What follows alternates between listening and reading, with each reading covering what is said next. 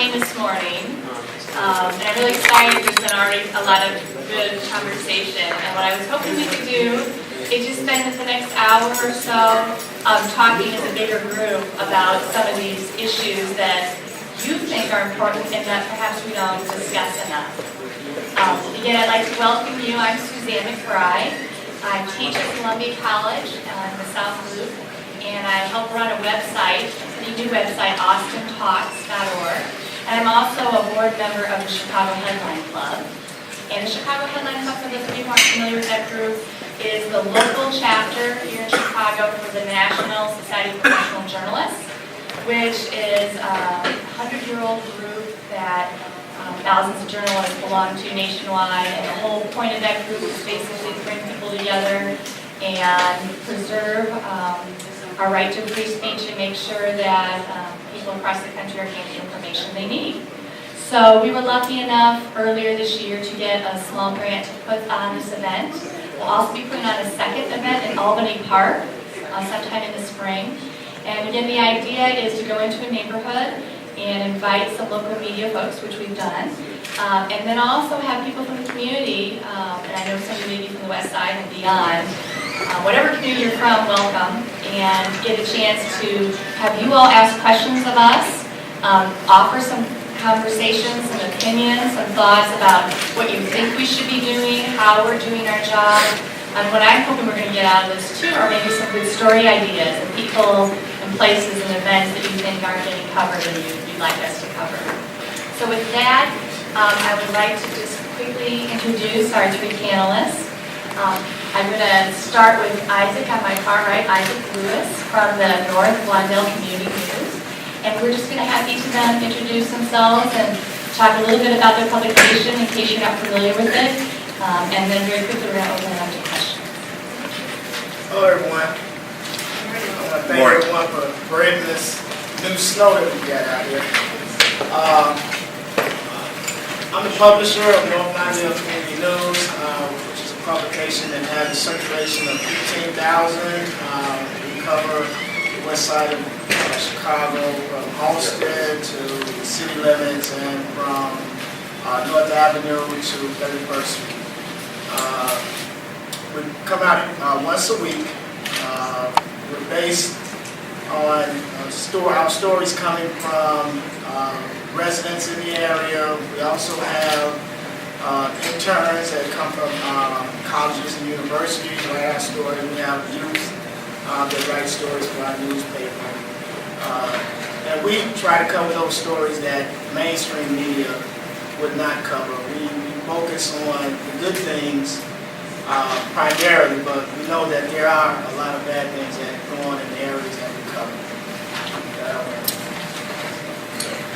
Thanks, Isaac. Next is Terry Dean from the Austin Weekly News. My name is Terry Dean. I'm editor of the Austin Weekly News and used to work with Isaac at North Lawndale News. I've been editor for 5 years now and was actually a freelancer for a couple of years before that when I got out of college. Live on the west side, work on the west side in North Lawndale. Knew pretty much during college back in 1996 that this is what I wanted to do as a career and wanted to be a community journalist, which I'm proud to do now. Our publication has actually been around since 1987. There's been some newspapers called the Austin Weekly News going back as far as 1950s, I think, but this recent incarnation has been around since 1987. I'm pretty much the main staffer here. All of our writers are pretty much freelancers, contributions from the community. Columnists like Arlene Jones, who's been with us for a few years now. Our circulation is 15,000. We cover mainly Austin, but also our surrounding west side communities. We get tips, as Isaac said, from the community, from residents, people who don't necessarily, not people that I don't necessarily know, but they know me, the newspaper, who've seen me out in the community. And like Isaac said, our main focus is covering the issues that aren't covered in the mainstream media.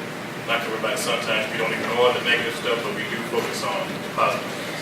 And since I've been here, I try to put a main focus on youth. You'll see that on the front page, you'll see that on page 2. Anything involving youth, doing positive things in the schools, things in the community. things that are either buried, in pages of big mainstream media or don't even appear at all. So that's one of the focuses that I've always wanted to do. Since I've been there, we've also done, special issues.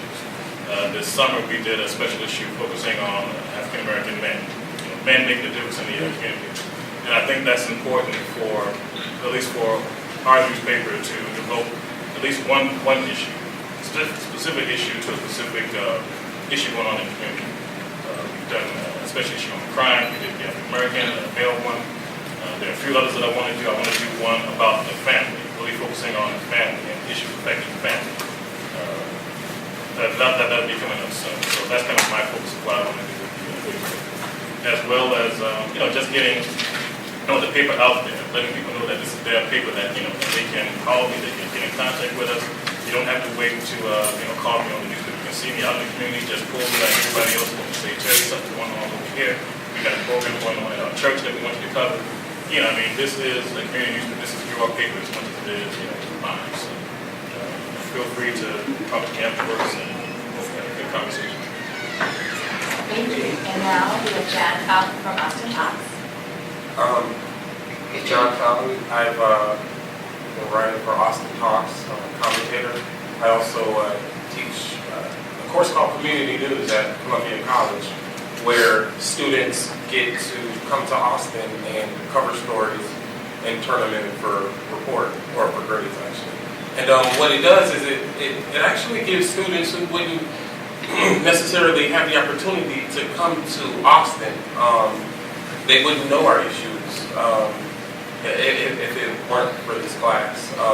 AustinTalks.org has been up 8 months. We've published about 170 stories, so it's a fairly new publication.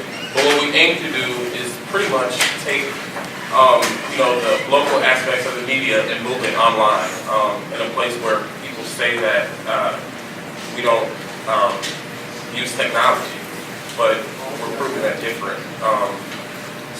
Yeah. Thank you. I wanted to kick off just with one question, and then if that's okay, I'm going to turn it over to all of you, because I'm really interested to hear what you want us to be discussing and what questions you have. Someone referenced that it's real important to me to cover things that are uncovered by the other media, and I was wondering if maybe we could briefly discuss some of those recent examples, or maybe old examples, just to give people a sense of what you're talking about when you talk about what's been going uncovered until we all write about it. One of the things that pops up, when a situation happened in Haiti, and there was a lot of, outreach and outpouring. One of the schools in Austin, this was an idea that the students came up with, to actually, raise money, to get their pennies together just to get as much money as they could to send to Haiti families. That's something that you wouldn't necessarily see in sometimes a Tribune. It's not necessarily something that the Tribune or sometimes the reporter might even be aware of. And that's the other thing that it's kind of like our advantage. People know to call me, they know to call Isaac, they know to call the other editors of the other community newspapers. We're like the direct pipeline. There's not really someone that you can pick up the phone to and say sometimes they come cover, our students, who came up with their own idea together, money for a paper. So, and that's one of the things that you just don't necessarily see. There's just not a lot of space in the larger newspapers. They have a lot more pages than we do, to devote some space to that type of story. We can do this. We're not necessarily going to cover corruption and that whole thing. We'll leave that for the larger newspapers. But little stories like that, that you won't see anywhere else, you can see it. And there are plenty of examples of that, but that's like one that just comes to mind.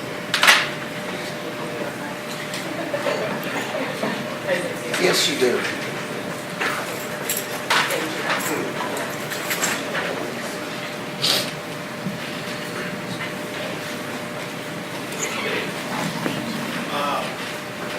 One of the things I think with community papers is that the staff is more accessible to the community, and they can develop relationships better.